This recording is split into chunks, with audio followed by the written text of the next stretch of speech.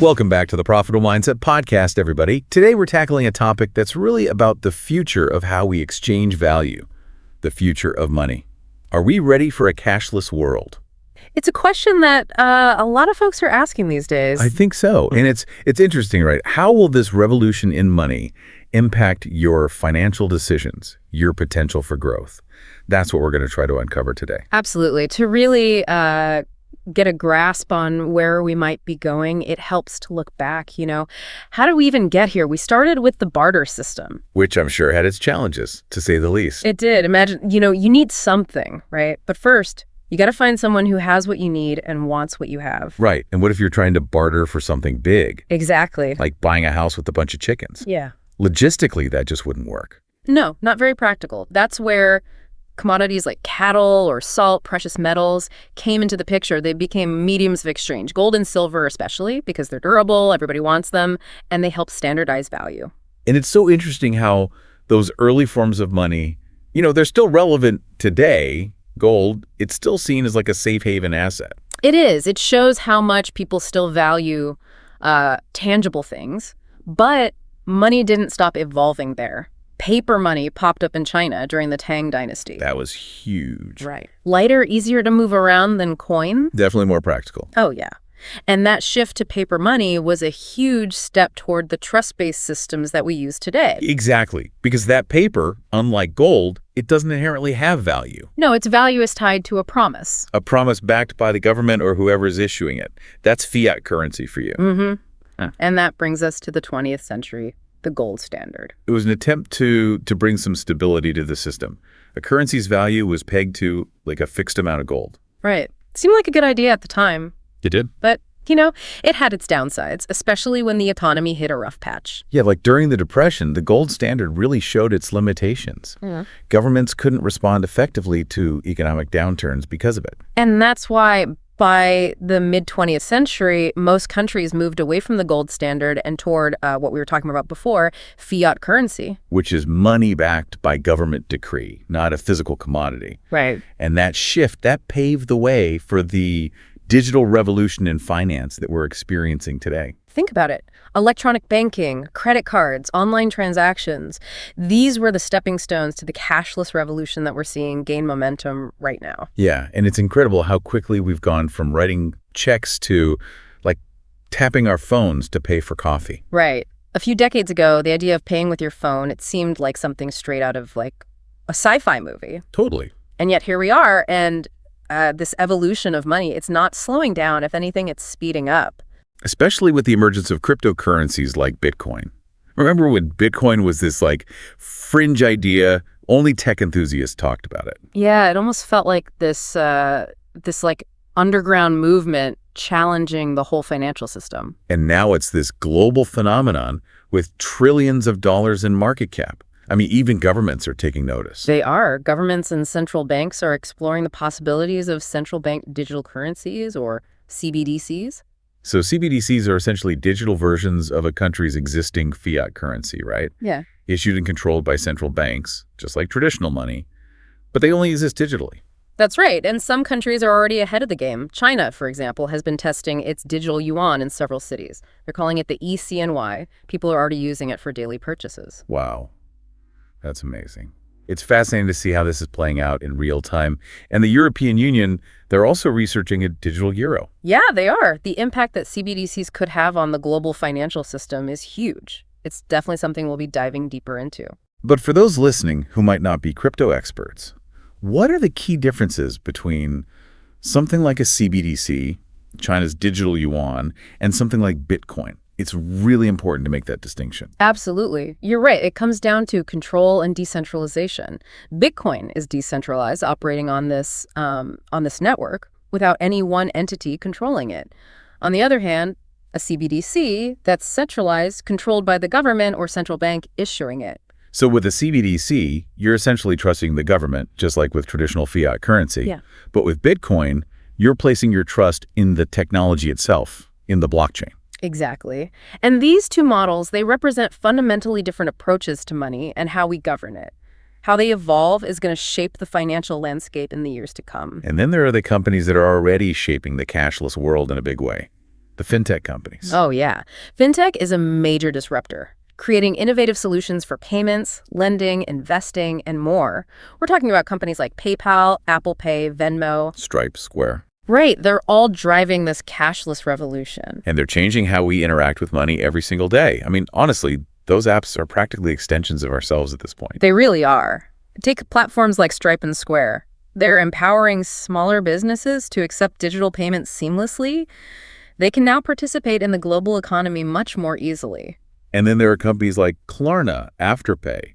They're pioneering the buy now, pay later, or BNPL model, which is really gaining traction, especially with younger generations. Yeah, BNPL is a great example of how fintech is disrupting the traditional credit system. It offers consumers more flexibility and control. It makes you think, right? How is technology changing our relationship with money? I mean, are people more likely to spend if it's just a tap of their phone? That's a question that behavioral economists are really digging into. There's some evidence that suggests that digital payments, because they're so frictionless, they might make people less aware of their spending habits. Which is something we all need to be mindful of as we move into this cashless world. Absolutely. Understanding your finances, building healthy spending habits, it's more crucial now than ever. Okay, we've covered a lot of ground here, from bartering to the rise of crypto empires. But what does a cashless society really mean for the average person? Like, what are the potential downsides to relying solely on digital systems? One of the biggest concerns, and rightfully so, is cybersecurity. The more we rely on digital networks, the bigger the risk of cyber attacks and data breaches. We've seen major companies, institutions fall victim to hackers. The consequences can be devastating. It's a little unnerving, to say the least. Every time I enter my credit card information online, I still get a little nervous. You should be. Cybersecurity is this ongoing battle, a constant back and forth between those trying to protect data and those trying to exploit any vulnerabilities they can find. So what can we as individuals do to protect ourselves? Is it even possible to be truly secure in a cashless society? Well, achieving 100% security might be impossible, but there are steps we can take to minimize risk. Strong passwords, two-factor authentication, and being cautious about phishing scams are all crucial. So it's kind of like the digital equivalent of locking your doors and windows. Exactly. Just like you need to be aware of your surroundings in the real world, you have to be aware of your surroundings in the digital world. Don't click on suspicious links, be careful about what information you share, and keep your software updated. Basic, but really important steps. And it's not just about individuals protecting themselves, right? Companies and governments have a big responsibility to ensure the security of our financial systems. Without a doubt. They need to be investing heavily in cybersecurity infrastructure and constantly update their defenses to stay ahead of the game. It's an ongoing race, but they can't afford to fall behind. Speaking of security, we've talked about blockchain technology. Isn't that supposed to be incredibly secure? It is, inherently. Blockchain is secure because it's decentralized and uses cryptography. To hack a blockchain network, you'd need to control a majority of the network's computing power, which is, for all practical purposes, impossible. And that's why cryptocurrencies are considered relatively safe from hacking. The blockchain itself generally is, yes, but the vulnerabilities often lie elsewhere, in the exchanges and wallets where people store their crypto. If those platforms aren't secure, they can be targeted. So it's kind of like having a super secure vault, but then leaving the key lying around. Perfect analogy. Security is only as strong as the weakest link. And in the digital world, that weak link is often human error or negligence. This means being really smart about how we manage our digital assets and who we trust with our financial information. Absolutely. And that's why education is so critical. People need to understand these systems, the risks involved, and how to protect themselves. It's not just about the tech, it's about using it wisely. Cybersecurity is a huge part of this cashless puzzle. But we also need to think about financial exclusion.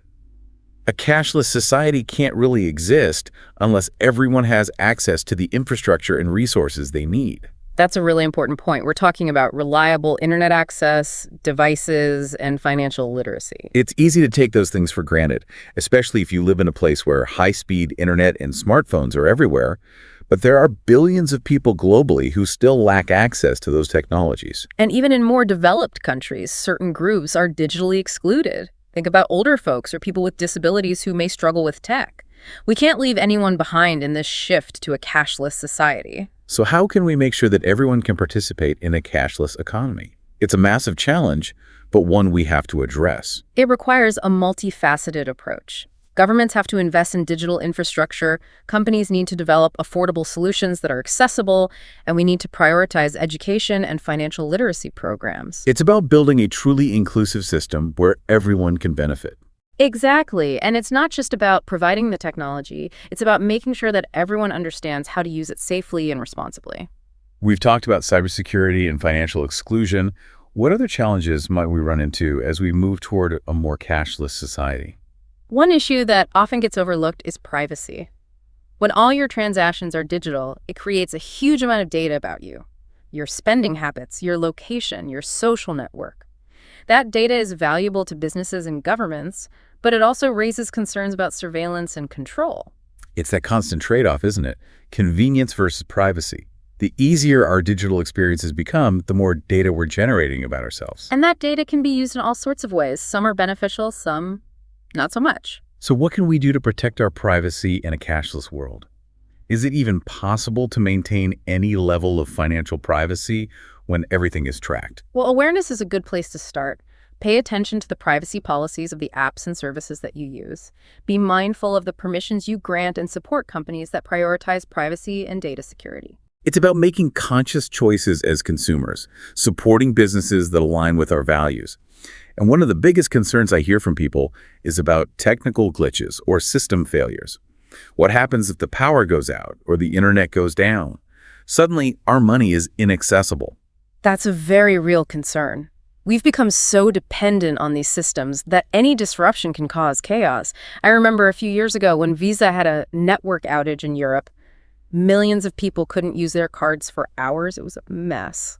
It really highlights the need for backup systems and contingency plans. And it raises questions about the resilience of our digital infrastructure. It does. And on an individual level, it might be smart to keep a small amount of cash on hand, just in case. A bit of preparedness never hurts. Okay, so we've talked about some of the potential downsides of a cashless society, but let's not forget the benefits. There are plenty. Convenience alone is a huge plus. No more fumbling with cash, no more trips to the ATM. Payments are faster, easier, and more secure. And for businesses, it streamlines operations, reduces costs, and improves efficiency. Absolutely. Digital transactions create a clear, auditable record, which is great for accounting and taxes. And for governments, it can help fight financial crimes like money laundering and tax evasion. So it really comes down to weighing the benefits against the risks and finding solutions that address the challenges. And recognizing that this revolution is happening. The cashless revolution is here. The key is to be prepared, informed, and to adapt. And that's where the profitable mindset comes in. It's not just about awareness, it's about understanding how these trends will impact your life, your finances, and positioning yourself for success in a changing world. Exactly. It's about thinking critically, analyzing the opportunities and challenges, and then taking action. So let's shift gears a bit. Let's talk about what a cashless future could mean for your investments. Now we're getting to the good stuff. This revolution is creating whole new asset classes and investment opportunities. Like cryptocurrencies. Like crypto. It's volatile, yes, but the potential for returns is high. And it's not just about Bitcoin anymore. There are thousands of cryptocurrencies, each with its own unique features and use cases. It's almost like a brand new financial ecosystem emerging. It is, and it's evolving fast. Investors need to do their due diligence, understand the risks before jumping in. Beyond crypto, what other investment opportunities are you excited about? I'm really intrigued by the companies that are building the infrastructure for this cashless world. They're the picks and shovels of the digital gold rush. You're talking about companies like PayPal, Square, Stripe, right? Those are great examples, but it goes beyond payment processors. Think about the companies developing blockchain technology, cybersecurity solutions, and data analytics tools. These are all essential components of a cashless economy. It's like investing in railroads during the Industrial Revolution. That's a great analogy. These companies are laying the tracks for the future of finance. As more people and businesses adopt digital currencies and payment systems, these companies are poised for growth. But remember, every investment has risks. Diversifying your portfolio and only investing what you can afford to lose is always important. Absolutely. As we move toward a cashless world, it's not just about adapting our spending habits. It's about adapting our investment strategies as well. Exactly. We need a profitable mindset that recognizes the opportunities and the challenges and helps us navigate this new landscape successfully. I agree. And we'll delve deeper into those challenges and opportunities in our next segment. We'll talk about the risks and rewards and the strategies you can use to not just survive, but thrive in this new financial landscape. Welcome back to the Profitable Mindset Podcast. We're diving deeper into the future of money, looking at what a cashless society really means for you, your everyday life, and your investments. Yeah, and let's tackle one of the big ones right off the bat, security. Okay. If everything's digital, is anything really safe? That's a valid concern. It can feel unsettling, right? Our whole financial lives potentially accessible through our phones or computers. It's a lot of power concentrated in the digital world. Cybersecurity is absolutely critical in a cashless society. Individuals, businesses, governments, they all have to take it seriously. We hear those stories all the time about data breaches, identity theft. Feels like every other week another company's been hacked. It's an ongoing battle, and as we move toward a more interconnected digital world, the stakes just get higher. So what can we do to protect ourselves? Can we even achieve true security in a cashless world?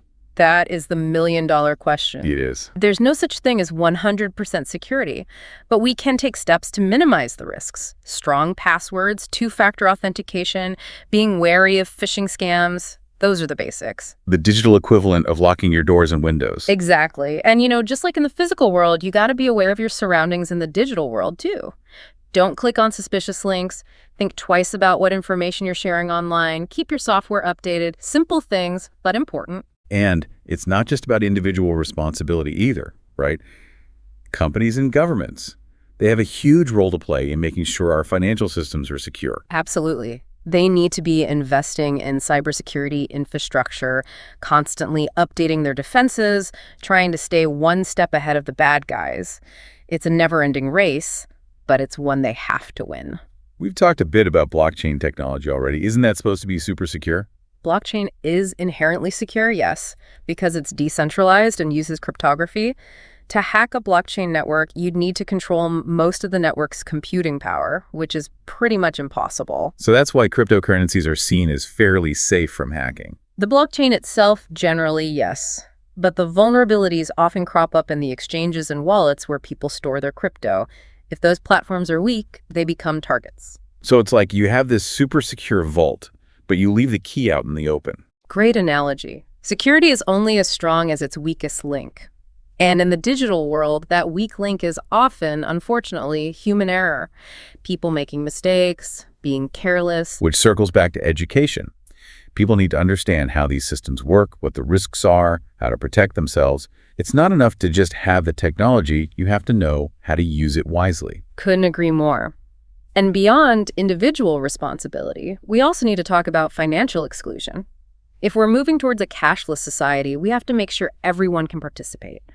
That means having the necessary resources and infrastructure. It's easy to forget that not everyone has easy access to high-speed internet or smartphones. We take those things for granted, but billions of people around the world don't have them. And it's not just a global issue. Even in developed countries, some segments of the population are digitally excluded. Older adults, people with disabilities, those who struggle with technology for whatever reason. We have to make sure that everyone benefits from this transition, not just a select few. So how do we do that? How do we make sure everyone is included in a cashless economy? It takes a multi-pronged approach. Governments need to invest in digital infrastructure. Companies need to develop affordable and accessible solutions. And we need to prioritize education and financial literacy programs. It's about creating a system that works for everyone. A truly inclusive system. Precisely. And it's not just about giving people access, it's about making sure they understand how to use that access safely and responsibly. We've talked about cybersecurity, financial inclusion. What other hurdles might we encounter on the road to a cashless society? Privacy is a big one, and it often gets overlooked. When every transaction is digital, it creates a ton of data about your behavior, where you go, what you buy, who you interact with. This data is incredibly valuable to businesses and governments, but it also raises concerns about surveillance and control. It's the classic trade-off between convenience and privacy. The more convenient our digital lives become, the more data we generate about ourselves. And that data can be used in lots of different ways, some good, some not so good. So how do we protect our privacy in a cashless world? Is it even possible to maintain any level of financial privacy when everything is tracked? Well, the first step is awareness. Pay attention to the privacy policies of the apps and services you use. Be mindful of the permissions you're granting. And support businesses that take privacy seriously. Exactly. As consumers, we have a voice. We can choose to support companies that align with our values. Another concern that often comes up is about technical glitches, system failures. What happens if the power goes out or the internet goes down? We lose access to our money. That's a valid concern, and it highlights how reliant we've become on these digital systems.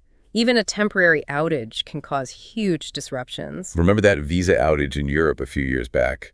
Millions of people couldn't use their cards for hours. It was chaos. It was. And it shows how important it is to have backups, contingency plans. It also raises questions about the resilience of our digital infrastructure. So maybe it's not a bad idea to keep a little bit of cash tucked away, just in case. Having a backup plan is always a good idea, whether it's some cash or alternative payment methods. Okay, so we focused a lot on the potential downsides of a cashless society. What about the positives? Oh, there are plenty.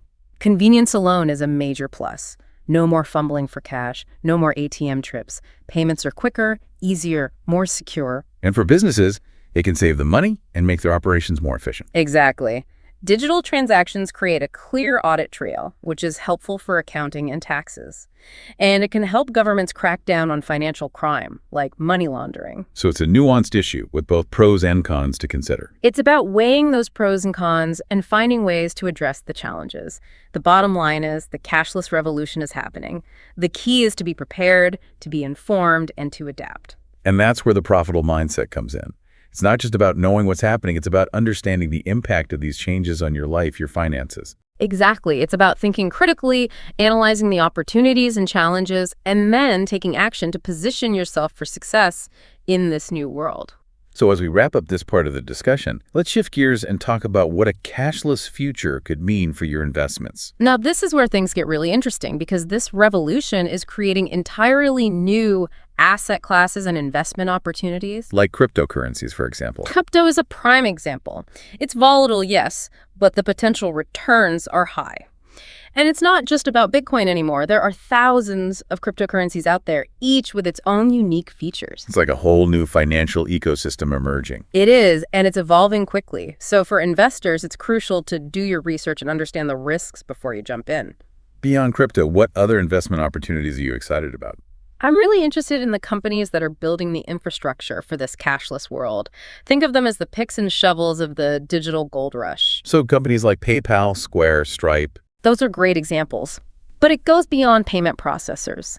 Think about the companies developing blockchain technology, cybersecurity solutions, data analytics tools.